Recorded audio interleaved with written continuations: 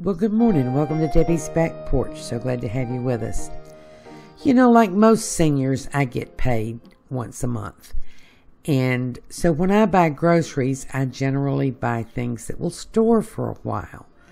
But about once a week, I'll make a trip or have delivered some fresh veggies.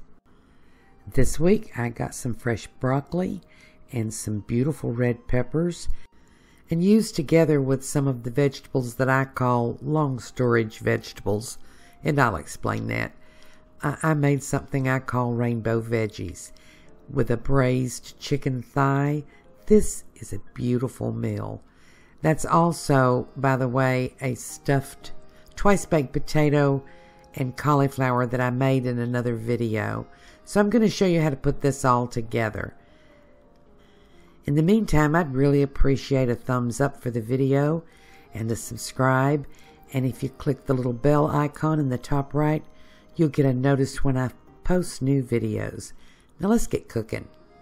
Now this is my senior nutrition series where I concentrate on economical 1-pan or 2-pan meals.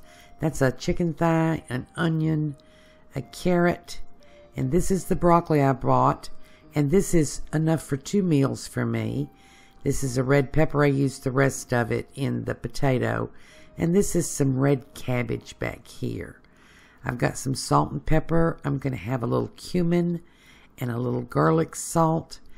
And this is going to be an inexpensive meal with an easy cleanup, with an eye toward the nutrition needed by seniors, people with a little maturity on them. So I've got my chicken thigh here. It's thawed out, and I'm patting it dry with a paper towel. You'll notice I've got a glove on one hand because I'm only going to handle the chicken with one hand.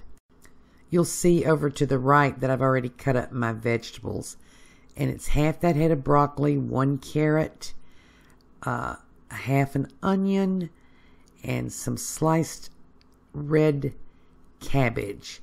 And I cut it all very small so it'll cook quickly. Now I'm going to salt this chicken. Anytime you're cooking chicken, you need to dry it off. Any meat, actually. You need to dry it off and salt it. Not a whole lot of salt, but enough salt. That helps it brown, helps retain the moisture. I don't know. I used to buy something called meat tenderizer, and if you've bought it, if you look at the ingredients, it's almost entirely salt. So I just started using salt, and it works really well. It'll make a big difference. I hear people all the time talk about, why is this dry? Why is my roast beef dry? Why is my chicken dry? And most likely it's dry because you didn't salt it. And it doesn't brown nicely if you don't dry it off. So we're going to braise this chicken thigh in a skillet. And if you're not familiar with braising, it means you brown it on the outside and then you cook it in liquid on very low heat. And now I'm not actually going to add any liquid to this. I'm going to braise the chicken in the liquid that comes out of the vegetables. And the flavor is going to go all through it. And it's going to taste so yummy. So I have a couple tablespoons full of butter in the pan. And I turned the pan up enough for the butter to melt, and I'm going to brown this chicken on both sides. And that really won't take very long. I'm going to flip it over here. And I got it pretty brown. It's not burned, but it's pretty brown. Pay attention when you get the heat on high. Now, it will brown. I'm going to add my vegetables, and it will brown on the second side in the time that it takes the vegetables to start releasing their liquid. And that's 2 more tablespoons full of butter. And my pan's pretty hot. I'm going to need to turn it down. And I'll just put the veggies right in there. Now, let's talk about butter.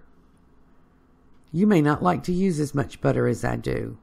You may have it in your mind that there's something bad about butter. Butter's better than any other thing you can use in here. Healthier than any other thing you can use in here, with the possible exception of olive oil. And olive oil is not really for cooking anything under much heat. Olive oil is good for low heat cooking on fresh salads, but it can take on a rancid flavor if you cook it too high too long. So that's salt. This is garlic powder. I'm going to put some fresh pepper on here. This is a very simple dish. Does not have a lot of seasoning. You can add some rosemary.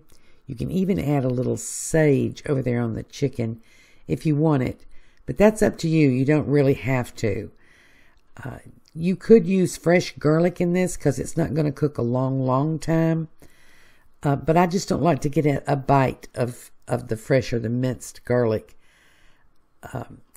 in food like this. That's just my preference. So I'm using garlic powder, not garlic salt. And I keep that all the time.